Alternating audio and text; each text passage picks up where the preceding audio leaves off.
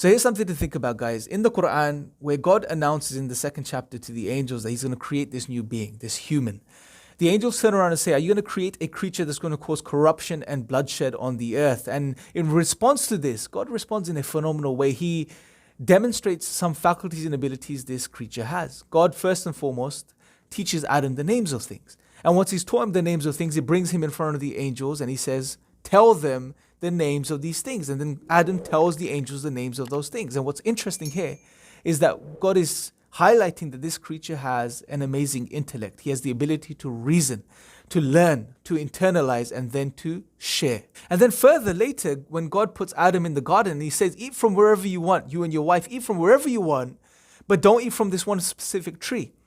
But then obviously, as we know, the story unfolds, Satan encourages him to eat from the tree, and Adam chooses to eat from the tree. Here highlighting the power of will that God has blessed this creature with, this human with, Adam with, and by extension us, that we have the ability to choose, to make a choice, and he makes the wrong choice. And then God again demonstrates this ability by teaching him words of forgiveness, and Adam then chooses to turn back to his creator and seek forgiveness. And by doing this, once again, attaining the favor of God. And then what's interesting is God sends Adam down to the earth and says, when revelation comes from me, those that follow it will have no grief. They'll have nothing to worry about. There'll be no fear on them. But those that decide to turn away from my revelation will have a constricted, depressing life. And again, highlighting something very subtle here, which is that God will send revelation, but you as a human being have the ability to choose. You have the will to choose whether you choose to accept or reject, do what's right or do what's wrong.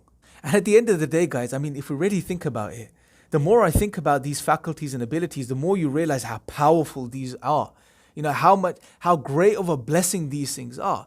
Think of it from this perspective. The world around us, whatever state the world around us is in, whether for the good or for its bad, it's because of our choices, us manifesting our will. The state the people's lives around us are in and our lives are in is based on our choices, the way we've chosen to manifest our will in that regard.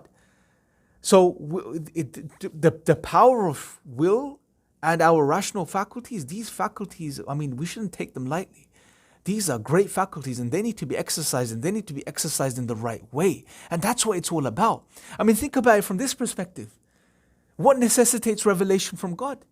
If you think about it, well, it's the fact that we have an intellect so we can reason and understand revelation, and more so the fact that we have free will, that we can therefore choose to accept or reject. That's how significant this is.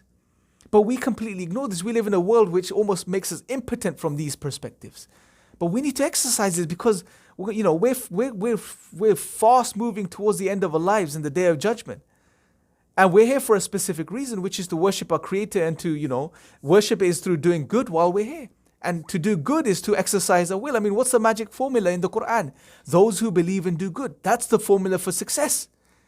To believe is to use the intellect and to arrive at belief. And to do good is to exercise your will to do good. Again, utilizing those two very faculties that God has outlined and using them in the right way. I think it was in Spider-Man where that famous statement that with great power comes great responsibility. We can tweak that slightly from an Islamic perspective. We can say with great power comes great responsibility, which is true, and then which is also accompanied by great accountability. Accountability which is going to happen and take place on the day of judgment. And we have to be ready for that. But by turning away from our Creator and just, being influenced by some of the underlying philosophies of the world that we live in, we're completely made oblivious to this reality and completely turned away from being able to understand and exercise these faculties and abilities to their fullest potential in the right way. Man, okay, let's not go far. Let's start with ourselves. I mean, do this as a practical thing from this video, I guess. Let's all do this. Let's think about our lives and understand firstly that wherever position our lives are in, wherever we find ourselves in our lives, is because of the choices that we've made, the choices we've chosen to make, the way we've chosen to practice or exercise our will. And also understand that where our lives are going to be going on from today on forward is going to be based on the choices we make in these moments, in the next few moments.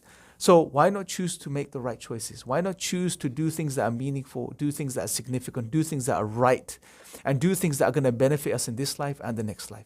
Make small changes in your lives today. Think about how you can improve your lives from a spiritual perspective, just from a worldly perspective as well.